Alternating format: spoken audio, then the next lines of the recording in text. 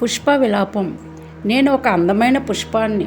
ఉదయపు మంచు బిందువులతో తడిసి సూర్యకిరణాల స్పర్శతో వికసించాను.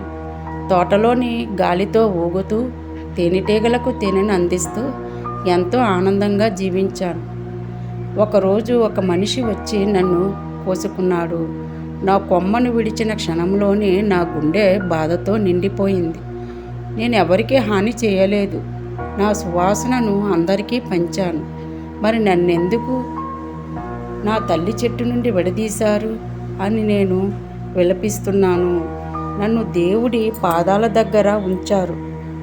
అక్కడ ఉండటం నాకు గర్వంగానే అనిపించింది. కానీ కొద్దిసేపటికే నా రెక్కలు వాడిపోయాయి. అప్పుడు నాకు అర్థమైంది, పువ్వు అందంగా ఉండేది దాని రంగు వల్ల మాత్రమే కాదు, అది తన జీవితం ఉన్నంతకాలం ఇతరులకు ఆనందాన్ని పంచినందువల్ల. మనిషి కూడా అలాగే తన జీవితాంతం ఎంతో కాలం అనేది కాదు, తాను ఉన్నంతకాలం ఎంతమందికి ఆనందం, ప్రేమ, సహాయం అందించాలనేదే అసలైన విలువ.